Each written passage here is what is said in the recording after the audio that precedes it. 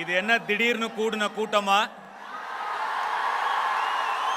கூட்டம் இல்ல, என் குடும்பம். நம்ம ஏற்கனவே 2019லயே இந்த மாதிரி வெற்றிகரமா ஒரு ரத்த தானம் பண்ணி முடிச்சிருக்கோம். ஆனா இப்ப ஏன் திடீர்னு கூட்டம் கூட்டுறாங்கன்னு கேக்குறாங்கன்னு தெரியல. இது என்ன திடீர்னு கூடின கூட்டமா? 2002ல ஒரு ஒல்லி குச்சி பையனை உங்கள ஒருத்தனா ஏத்துக்கிட்டு என்ன தூக்கி என்ன தாங்கி தோளுக்கு தோள் கொடுத்து என் நல்லது கெட்டதுல என் கூட இருந்து என் வழித்துணையா எனக்கு வழிகாட்டும் தீப்பந்தங்களா யார் வந்தாலும் போனாலும் யார் வாய் என்ன பேசினாலும் நாங்க இருக்கோம் 24 வருஷமா என் கூட நிக்கிற தூண்கள்.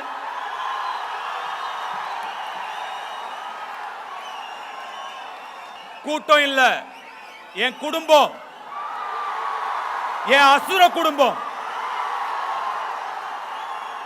Hello friends, welcome to just channel. So ரீசெண்டாக நடந்த தனுஷோட பிறந்தநாள் விழாவில் அவர் பேசின விஷயங்கள் இப்போ சோஷியல் மீடியாவில் செம்ம ட்ரெண்டிங்.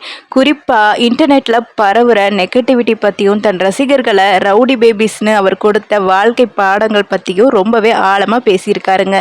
ஸோ வாங்க வீடியோக்குள்ளே போகலாம்.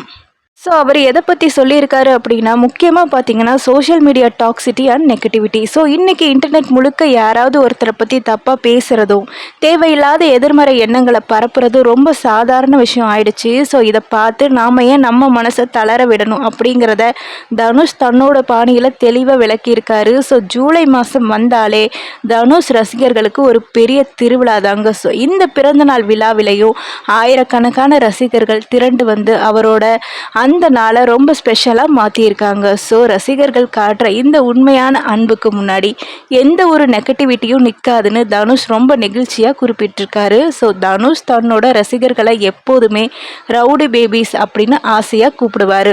So I love you and I am so proud of you அப்படின்னு மேடையில் சொல்லி ரசிகர்கள் செய்கிற நற்பணிகளை நினச்சி நான் ரொம்ப பெருமைப்படுறேன் அப்படின்னு சொல்லியிருக்காரு.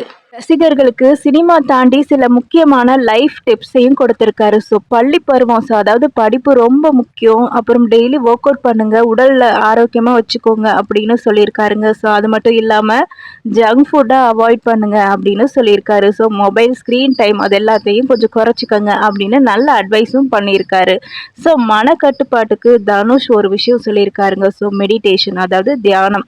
கோபம் வரும்போது அல்லது நெகட்டிவிட்டி அதிகமாக இருக்கும்போது அமைதியாக இருங்க, கண்ட்ரோலா இருங்க, சைலண்டா இருங்க, தினமும் தியானம் பண்ணுங்க அப்படி சில அட்வைஸையும் கொடுத்திருக்காருங்க. ஸோ தன்னோட சினிமா பயணத்துல மறக்க முடியாத கதாபாத்திரமான மரியான், ரஞ்சனா, கர்ணன் படங்களை பத்தியும் பேசினாரு. ஸோ 30 வருஷத்துக்கு மேலாக இந்த கலை பயணத்துல ஒவ்வொரு படமும் அவருக்கு கொடுத்த அனுபவங்களை ஷேர் பண்ணிக்கிட்டாரு. ஸோ அது மட்டும் இல்லாம நடுவில் அவங்களோட மகன்கள் பத்தியும் ஜாலியா பேசினாருங்க. So if you are bad I am your dad அப்படிங்கிற மாஸ் லைனை சொன்னதும் அரங்கமே கைத்தட்டல அதிர்ந்து போச்சு. ஆனா அதுக்கப்புறம் அவர் சொன்ன பாசிட்டிவ் மெசேஜ் தாங்க ரொம்ப முக்கியமானது. ஸோ ரசிகர்களுக்கு தனுஷ் வச்ச மிக முக்கியமான கோரிக்கை, கொண்டாட்டம் என்ற பேர்ல பொதுமக்களுக்கு எந்த இடையூறும் வரக்கூடாது.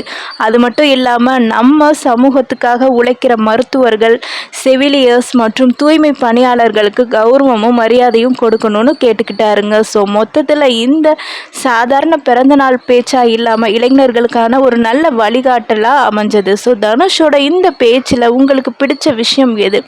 மெடிடேஷன் அட்வைஸா, இல்லை பப்ளிக் நியூசன்ஸ் பண்ணக்கூடாதுன்னு சொன்ன விஷயமா? உங்களோட கருத்துக்களை கீழே இருக்க கமெண்ட் பாக்ஸில் சொல்லுங்கள். இந்த வீடியோ உங்களுக்கு பிடிச்சிருந்தா லைக் பண்ணி, ஷேர் பண்ணி, சப்ஸ்கிரைப் பண்ணுங்கள். மறக்காமல் பெல் ஐக்கானையும் கிளிக் பண்ணி வச்சுக்கோங்க. தேங்க்யூ ஃபார் வாட்சிங்.